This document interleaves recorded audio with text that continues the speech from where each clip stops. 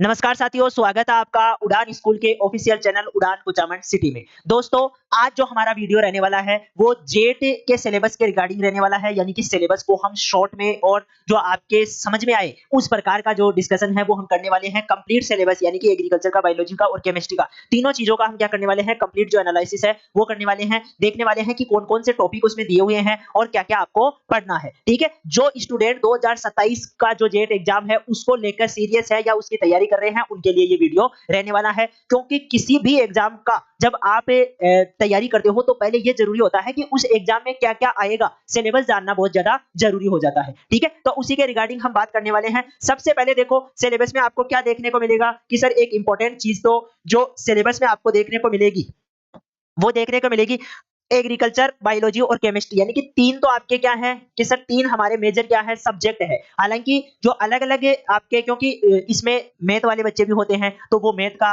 Physics का जो paper है वो भी अटेम्प्ट करते हैं, लेकिन एग्रीकल्चर वाले जो बच्चे हैं उनका टारगेट ए यानी कि एग्रीकल्चर, बी यानी कि बायोलॉजी और सी यानी कि केमिस्ट्री, इन तीन सब्जेक्ट पे ही होता है। ठीक है, तो इसी में हम तीनों सब्जेक्ट की बात करने वाले हैं। सबसे पहले हम आगे चलेंगे और बात करेंगे पहला जो आपका, एक बार थोड़ा वेटेज बता देता हूं मैं, क्योंकि तीन सब्जेक्ट है और तीनों से इक्वली आपको क्वेश्चन देखने को मिलेंगे। टोटल जो पेपर में क्वेश्चन आते हैं कितने आते हैं आप सबको पता होगा, 120 क्वेश्चन देखने को मिलते हैं। ठीक है, प्रत्येक सब्जेक्ट से, एग्रीकल्चर से 40 क्वेश्चन, बायोलॉजी से 40 क्वेश्चन और केमिस्ट्री से आपको 40 क्वेश्चन देखने को मिलते हैं। ये चीज ध्यान रखनी है। इसके बाद में तीनों का जो वेटेज है वो बिल्कुल इक्वल है, यानी कि 33%, 33% और यहाँ पर भी 33%। तीनों चीजें आपको इक्वली लगभग सेम ही देखने को मिलेगा। जो हम कह सकते हैं भाई वेटेज यानी कि कितने क्वेश्चन आ रहे हैं, तो तीनों के सेम क्वेश्चन देखने को मिलते हैं। इसके अलावा हम क्या कहते हैं कि क्योंकि कंपटीशन आजकल बहुत ज्यादा हो गया है और जनरली जो एग्रीकल्चर के स्टूडेंट होते हैं वो क्या करते हैं, ये दिमाग लगा लेते हैं कि मैं तो बायोलॉजी और एग्रीकल्चर बहुत अच्छे से पढ़ूंगा और केमिस्ट्री को थोड़ी बहुत पढ़ के छोड़ दूंगा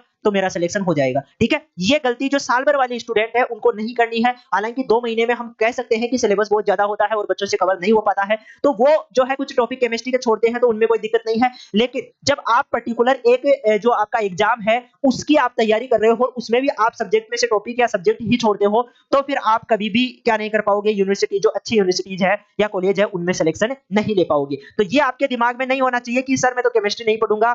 आपको तीनों सब्जेक्ट को समान रूप से पढ़ना है और मैं तो ये कहता हूं कि सबसे ज्यादा आप केमिस्ट्री को ही टाइम दो, क्योंकि यही सब्जेक्ट है जो आपका सिलेक्शन करवाएगा। जैसे मान लो इस बार का पेपर था तो उसमें एग्रीकल्चर और बायोलॉजी वाला पोर्शन तो बिल्कुल इजी था, वो तो सब करके आ रहे थे भाई, इतने क्वेश्चन तो सब करके आ रहे थे। हम एग्रीकल्चर की बात करें तो उसमें से तो आपको 40 में से 38 क्वेश्चन या 39 क्वेश्चन तो ऐसे थे जो सब करके आएंगे। ठीक है, अब इस प्रकार का पेपर आएगा और उसमें एक सब्जेक्ट सब करके आ रहे हैं तो फिर तो कंपटीशन से आप तो बाहर हो जाओगे। ठीक है, तो केमिस्ट्री को आपको वेटेज देके स्टार्टिंग से ही चलना है। इसके लिए अलग से टाइम निकालो, कैसे भी तैयार करो, लेकिन इसको तैयार करना है। ठीक है, ये गलती कभी मत करना कि सर मैं तो एक ही ये दो सब्जेक्ट ही पढ़ूंगा और उसके बाद में मेरा सिलेक्शन हो जाएगा। अब देखो एक एक करके सिलेबस की हम बात कर लेते हैं। सबसे पहले यूनिट 1 है आपके एग्रीकल्चर की। किसकी है? एग्रीकल्चर की यूनिट है। क्या कहना चाह रही है, तो ध्यान दो। यहां से सबसे पहले जो कुछ टॉपिक है, क्योंकि इसमें एज इट इज वैसे नहीं है जैसे कि आपको सिलेबस में देखने को मिलता है, हमने इसको समराइज किया है, यानी कि सिलेबस को छोटे रूप में आपके लिए प्रस्तुत किया है, जो टॉपिक है उनको छोटा किया है। यहाँ सबसे पहले देखते हैं भाई, एग्रीकल्चर की हिस्ट्री और उसकी ब्रांचेज की कुछ बेसिक बातें होंगी। उसके बाद में वेदर यानी कि जो आपकी मीटरोलॉजी होती है उसका कुछ पोर्शन होगा। फिर इरिगेशन और वीड कंट्रोल और क्रॉप प्रोडक्शन, ये वाला आपका किस में आ गया, बेसिक में आ गया। ठीक है, इसके बाद में एक आपका पोर्शन रहता है पूरा सोइल का। ठीक है, आपके एग्रोनॉमी में भी सोइल का पोर्शन रहता है जिसमें हम किसकी बात करते हैं, सोइल के कंपोजिशन, टेक्सचर की। हालांकि इनको हम एग्रीकल्चर केमिस्ट्री में पढ़ लेते हैं, लेकिन यहाँ भी ये पोर्शन रहता है, ध्यान देना है। सेलाइन एल्केलाइन सोइल यानी प्रॉब्लमेटिक सोइल की बात करते हैं। ठीक है, सारी अम्लीय जो सोइल है उसकी बात कर रहे हैं। फिर इसके अलावा जो फर्टिलाइजर, उर्वरक होते हैं उनको देने का जो मेथड होता है वो इंपॉर्टेंट टॉपिक होता है। और वाटर जो आपका ड्रेनेज है, ठीक है, वो हो गया, या पानी को बचाने की जो विधियां है, संरक्षण की विधियां है, वो हो गई।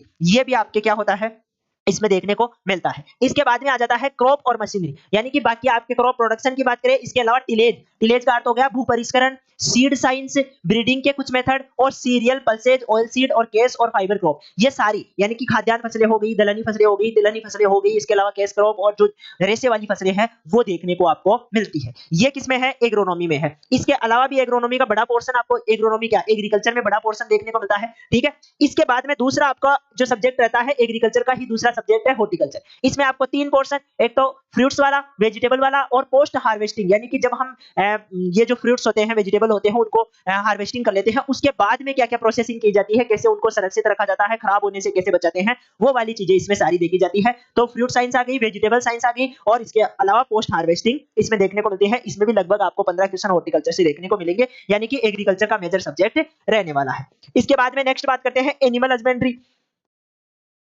इंपॉर्टेंट सब्जेक्ट है। कैसे है? देखो, इसमें 2 चीजें हैं। एक तो एनिमल केयर से संबंधित चीजें, भाई एनिमल को हम क्या खिलाएंगे, क्या नहीं खिलाएंगे, कहाँ रखेंगे, कहाँ नहीं रखेंगे, ये सारी बातें। उसके साथ में ही उसमें की ब्रीड्स, यानी कि नस्लें, ये भी इंपॉर्टेंट होते हैं। अलग-अलग नस्लों से अलग-अलग क्वेश्चन देखने को मिलता है। जैसे कि इस बार मुर्रा के लिए कहा था कि मुर्रा को पहचानने की जो लक्षण है वो क्या है? तो पहचानने के लिए भाई घूमे हुए उसके सींग होते हैं, तो वो वाला इजी क्वेश्चन था। ठीक है? तो इस प्रकार से जो काऊ हो गई, आपके बफेलो हो गई, शिप हो गई, कैमल हो गया, भेड़, ऊन, ये भेड़, बकरी, इसके अलावा हम कहते हैं गाय, भैंस, इन सब की जो किस में नहीं, जो हम कहते हैं नस्लें, वो यहाँ पर देखने को मिलती है। फिर आता है पोल्ट्री और डेयरी। पोल्ट्री में हम क्या पढ़ते हैं, जो आपके कुक्कुट पालन है, ठीक है, मुर्गी, मुख्य रूप से मुर्गियों की बात करते हैं। बाकी अंडे की संरचना, डेयरी साइंस में मिल्क हो गया, भाई दूध है, दूध के जो कंपोजिशन है, दूध में क्या क्या पाया जाता है, क्या क्या नहीं पाया जाता है, ये वाली चीजें देखते हैं। ठीक है, और bio waste management, livestock की जो स्कीम्स है वो हम देखते हैं। बात समझ में आ गई? ये एनिमल का पोर्शन है। इसके बाद में आपको देखने को मिलेगा बायोलॉजी। बायोलॉजी में सबसे पहले हम बात करेंगे क्या क्या आता है, मोटा मोटा देख रहे हैं। ठीक है, पूरा जो सिलेबस है वो मैं आपको जो हमारा टेलीग्राम चैनल है उड़ान स्कूल का, उस पे डाल दूंगा, वहां से आप सिलेबस देख लेना और ये पीडीएफ भी डाल दूंगा, ताकि संक्षिप्त में भी आपको पता रहे कि क्या क्या आने वाला है। ठीक है, यहाँ पर देखो, यहाँ पर हम ये कह रहे हैं, अगर आप ये चाहते हो कि सर सिलेबस का एक डिटेल्ड पूरा एनालिसिस करो, पूरे सिलेबस को बताओ, तो उसके लिए भी आप कमेंट कर देना, एक वीडियो उसका भी हम बना देंगे। अभी ये छोटा वीडियो या शॉर्ट में हम इसको देख रहे हैं। यहाँ पर देखो, बोटनी, यानी कि बायोलॉजी के 2 भाग होते हैं, बोटनी और जूलॉजी। तो उसमें हम बात करेंगे सबसे पहले कोशिका से संबंधित और क्लासिफिकेशन, यानी कि वर्गीकरण से संबंधित बातें। जैसे कि क्लासिफिकेशन, भाई एनिमल को, जो जीव जंतु है उनको हम कैसे बांटते हैं, कैसे ब्रायोफाइटा क्या होता है, टेरिडोफाइटा होता है, प्लांटी क्या है, एनिमल जो है उनको कौन से वर्ग में रखा गया है, ये सारी बातें करते हैं। ठीक है, अब की बार कैरोलस लिनियस के बारे में पूछ रखा था कि वर्गीकी का जो जनक है वो कौन है। ठीक है, तो ऐसे क्वेश्चन आते हैं। सेल ऑर्गेनेल्स हो गए, जेनेटिक्स हो गई, जो फोटोसिंथेसिस है, रेस्पिरेशन है, और जो आपके ग्रोथ हार्मोन्स है, ये सारे यहाँ से टॉपिक देखने को मिलते हैं, सेल से संबंधित है। उसके बाद में आ गया सेल यानी कि कोशिका।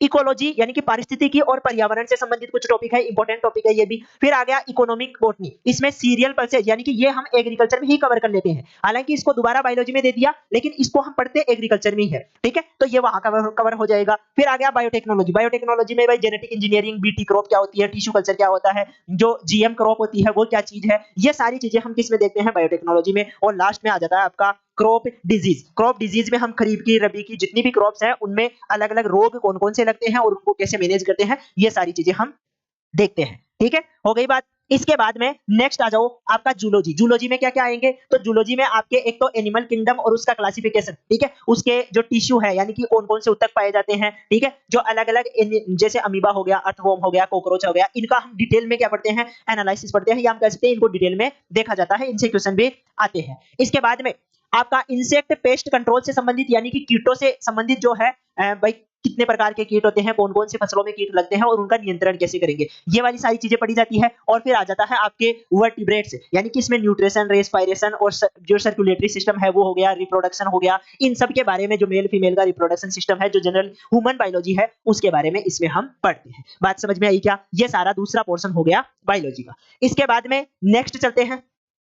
नेक्स्ट क्या कह रहा है, फिजिकल केमिस्ट्री, यानी कि यहाँ पर अभी स्टार्ट हो जाता है केमिस्ट्री की 4 यूनिट, यानी केमिस्ट्री का जो सिलेबस है उसको 4 भागों में बांटा गया है। ठीक है, जिसमें से 3 भाग तो प्योर केमिस्ट्री है, जो आप 11th क्लास में पढ़ के आते हो। ठीक है, और उसके अलावा भी कुछ टॉपिक है, लेकिन जो 10 क्वेश्चन है वो आते हैं आपके सोइल साइंस वाली जो केमिस्ट्री है, यानी कि एग्रीकल्चर केमिस्ट्री है, उससे आते हैं। ठीक है, तो यहाँ पर सबसे पहले स्ट्रक्चरल और बॉन्डिंग से संबंधित, यानी कि परमाणु की संरचना, परमाणु में बनने वाले बंध, ये पढ़े जाते हैं, संकरण वकरण, ये सारी चीजें इसमें पढ़ी जाती है। ठीक है, दूसरा होता है आपका काइनेटिक्स और रिएक्शन। इसमें क्या आता है, जैसे कि थर्मोडायनेमिक्स, अम्ल सार क्या है, कोलोइड क्या है, इनके बारे में इसमें सारी चीजें पढ़ी जाती है। केमिकल काइनेटिक्स क्या है, ठीक है, साम्य क्या है, इन सब के बारे में इसमें पढ़ा जाता है। आई बात समझ में? इसके बाद में नेक्स्ट अपन बात करते हैं। नेक्स्ट क्या कह रहा है, नेक्स्ट जो तीसरा आपकी यूनिट होती है वो होती है एग्रीकल्चर केमिस्ट्री। सर इसमें क्या आएगा? इसमें आती है आपके मृदा विज्ञान, जो आप 12th क्लास में पढ़ते हो ना, वो पूरी यूनिट ये है, जिसमें सॉइल कैसे बनती है, सॉइल कोलोइड क्या है, फर्टिलाइजर क्या चीज है और डेयरी केमिस्ट्री क्या चीज है। डेयरी केमिस्ट्री में दूध के बारे में, सब के बारे में हम पढ़ते हैं, ठीक है। तो वो 12th वाली बुक हो गई। इसके बाद में लास्ट में बचता है ऑर्गेनिक केमिस्ट्री। इसमें आपको जो ऑर्गेनिक केमिकल्स होते हैं, कार्बनिक पदार्थ,